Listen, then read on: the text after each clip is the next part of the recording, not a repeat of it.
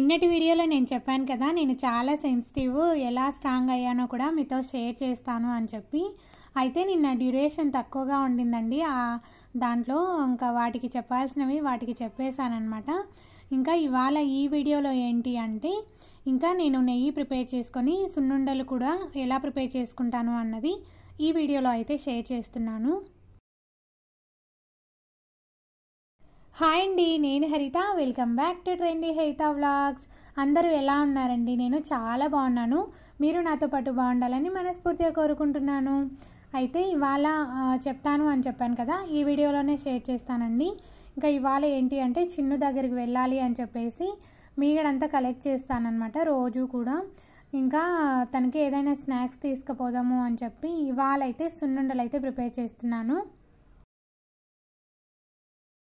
Daily కూడా పాలు తీసుకుంటాం కదా, వాటిపైన ఉన్న మీగడైతే ఇలా కలెక్ట్ చేసి పెడతాను.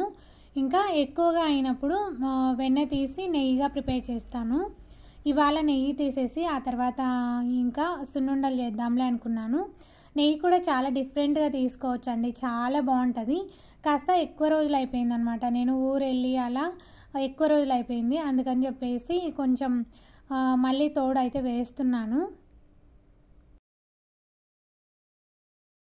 మీగడంతా కూడా ఒక గిన్నెలోకి తీసేసుకొని ఆ తర్వాత కాస్త అయితే వేడి చేసుకోవాలి. కొంచెం గోరువెచ్చగా అయిన తర్వాత మళ్ళీ ఇందులో పెరుగు వేసేసి ఆ తర్వాత ఒక 5 అవర్స్ పాటు పక్కనైతే పెట్టేసేయాలి. మీగడంతా కూడా పేరుతుందనమాట. మొన్న అమ్మ వచ్చినప్పుడు ఈ మినుములు అయితే తీసుకొచ్చిందనమాట. ఇవి కొత్త మినుములండి. ఇంకా ఇవి మనము మినుములను అట్లనే వేసి వేయించుకున్నామనుకోండి, అవి వేగాయా లేదా మాడిపోయాయా అనేది అస్సలు తెలియదు అనమాట. అందుకని చెప్పేసి నేను విసురాయిలో వేసి బాగా ఎలా చేస్తాను అన్నది కూడా చూపిస్తాను చూడండి. ఫస్ట్ అయితే నీట్గా వాష్ చేసుకోవాలి, ఆ తర్వాత ఎండబెట్టేసుకోవాలి, తర్వాత విసురుకోవాలి. ఇలాంటి పనులల్లా ఇవాళ అయితే పెట్టుకున్నాను. కాస్త ఇవాళ పని తక్కువగా ఉందని చెప్పేసి ఈ పని అయితే పెట్టుకున్నాను అనమాట. ఇక్కడ పిండి అలానే పెట్టుకొని అప్పుడప్పుడు కలిపేసుకొని చేసుకోవచ్చండి, నెయ్యి కలిపేసుకొని. అందుకని కాస్త ఎక్కువగానే వేస్తున్నాను. ఈ మధ్య ఏంటంటే ఇంకా పొట్టు మినపప్పే నేను ఇడ్లీకి కూడా వాడుతున్నాను అనమాట. కాస్త నల్లగా ఉన్నా కూడా హెల్త్కు మంచిది కదా అని చెప్పి. దోశకైతే వైట్వి ఉన్నాయి గుండ్లు, అవి అయితే యూజ్ చేస్తున్నాను. మా అమ్మ ఎప్పుడు మినుములు తీసుకున్నా అంటే మాకే పండుతాయండి. అవి మినుములు తీసుకొని మన ఇంటి అవసరాల కోసం అని చెప్పి పొట్టల్లా తీపిస్తారనమాట, మిషన్లో వేపించి. ఇంకా ఈసారి అలా వద్దులే అని చెప్పి చెప్పానమాట. ఎందుకంటే పొట్టంతా తీసిన తర్వాత ఇంకా ఎందుకు అనిపించింది. హెల్త్కి అంత మంచిది కాదు కదా, పొట్టు ఉంటేనే చాలా చాలా మంచిది. కాస్త నల్లగా ఉన్నా కూడా బాగుంటుంది అని చెప్పి. ఇక్కడ ఇదంతా కూడా కరిగిపోయింది చూడండి. మరి ఎక్కువ వేడి చేయాల్సిన అవసరం లేదు, కాస్త గోరువెచ్చగా అయితే సరిపోతుంది.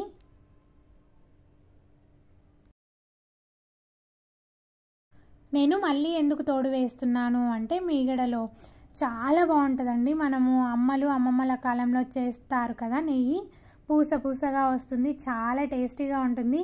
స్మెల్ కూడా ఇల్లంతా పడుతుంది అనమాట ఈ మెథడ్లో చేస్తే. నేను ఆల్రెడీ ఒక వీడియో షేర్ చేశాను కదా, ఓన్లీ ఈ వీడియోనే షేర్ చేశాను, మీగడ నుంచి వెన్నని ఎలా ప్రిపేర్ చేయాలి అని చెప్పేసి. అది కూడా కొత్త పద్ధతిలో అని చెప్పి షేర్ చేశాను. అది చాలామందికే రీచ్ అయ్యింది. ఇందులో పెరుగు కాస్త కాకుండా ఒక 2 స్పూన్ల దాకా వేసాను, తొందరగా పేరుకుంటుంది కదా అని చెప్పేసి.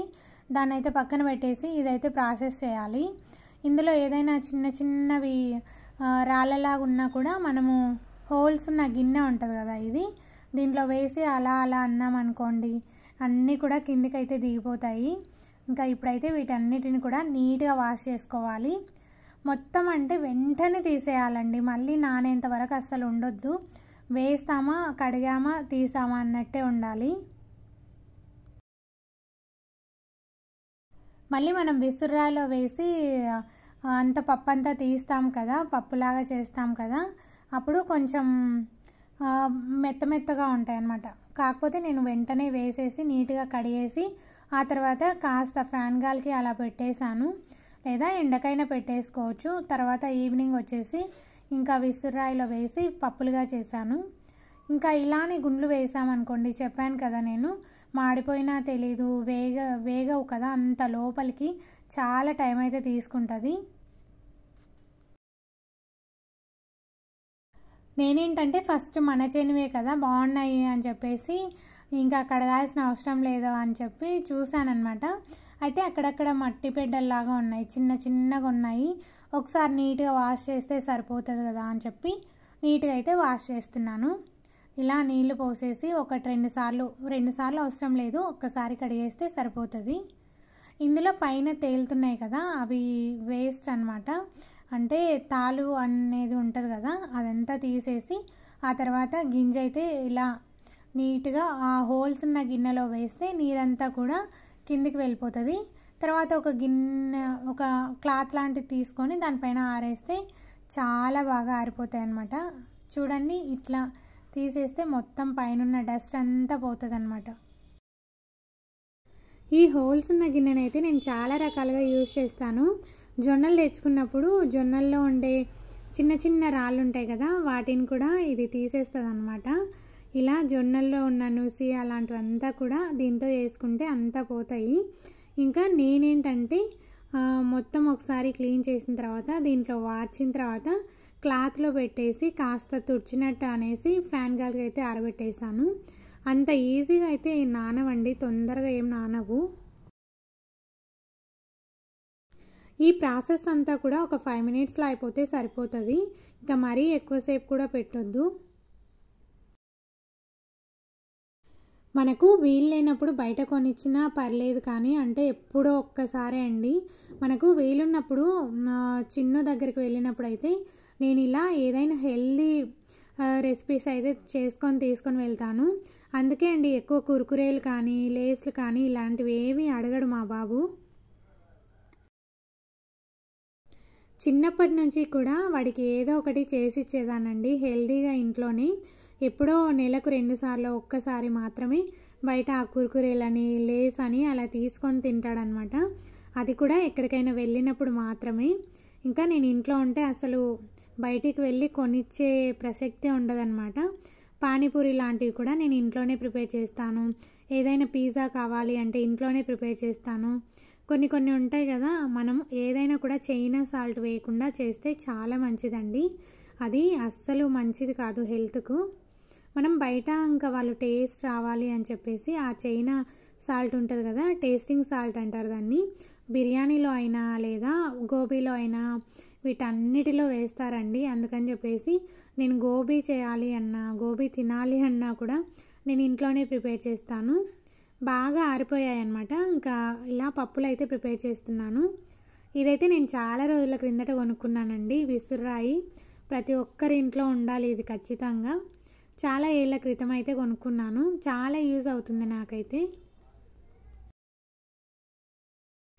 ఒకప్పుడైతే నేను చాలా సెన్సిటివ్ అని చెప్పాను కదా, నిజంగా అండి చాలా చాలా సెన్సిటివ్.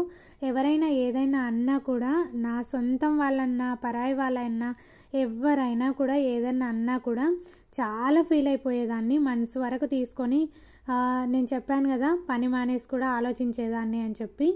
అలా కాకుండా ఈ మధ్య అయితే చాలా స్ట్రాంగ్ అయిపోయాను, పెళ్ళయిన తర్వాతనే అండి. అయితే జనరల్గా ఆడవాళ్ళు ఏంటంటే ఏదైనా సిచ్యువేషన్ వచ్చినప్పుడు చాలా మనసు వరకు తీసుకొని చాలా బాధపడిపోతారు, చాలా వీక్గా ఉంటారనమాట. అయితే ఎంత వీక్గా ఉంటారో అంత స్ట్రాంగ్ కూడా అండి ఆడవాళ్ళు అయితే. నాకేంటంటే ఏదైనా హెల్త్ ఇష్యూ వచ్చిందనుకోండి, నేను డాక్టర్ దగ్గరికి వెళ్ళేటప్పుడు మా అమ్మ వెనకాలే వస్తుందండి. అయితే ఫస్ట్ ప్రాబ్లం చెప్పకుండా ఈ పాప ఏంటో సార్ ఎప్పుడు బాధపడుతూనే ఉంటుంది అని, ఎప్పుడు టెన్షన్ పడుతుంటుంది ఎక్కువ అని ఆ కంప్లైంట్ అయితే ఇస్తుంది. డాక్టర్ ఏమంటాడంటే టెన్షన్ పడితే నీకే నష్టము అని ఏదేదో చెప్తాడనమాట. ఇంకా అక్కడే కొన్ని వదిలేసి వస్తానన్నమాట. మస్తుగా చెప్తారులే డాక్టర్లు అని చెప్పి. పప్పులుగా చేసుకున్న తర్వాత ఇలా నూకనైతే సపరేట్ చేసుకోవాలి. ఇంకా దోశ పిండిలో కానీ ఇడ్లీ పిండిలో కానీ వేసుకోవచ్చులే అని చెప్పి పక్కనైతే పెట్టేశాను కదా. ఇంకా ఇడ్లీకి అయితే నానబెడుతున్నానండి. ఏంటంటే మనకు సన్నని నూకుందనుకోండి బ్యాళ్ళల్లో, ఇంకా మనం వేయించేటప్పుడు అంతా మాడిపోతుంది అన్నమాట. ఈ బ్యాళ్ళు వేగడానికి కాస్త టైం పడుతుంది కదా, ఆలోపు అవి మాడిపోతాయని చెప్పేసి అన్నీ కూడా తీసి ఇంకా ఇడ్లీ పిండికి అలా వేసుకోవచ్చులే అని చెప్పి వేరే దాంట్లో కొన్ని ఇడ్లీకి అలా తీసి పెట్టాను, దాంట్లో అయితే వేసాను. ఇలా పెన్నెంతో అయితే ఐరన్ పెన్నెంతో అయితే తొందరగా అయిపోతుందండి. బాగా పప్పు కూడా చాలా బాగా వేగుతుంది. మనం సిల్వర్వి ఇవన్నీ కూడా వేస్ట్ అండి.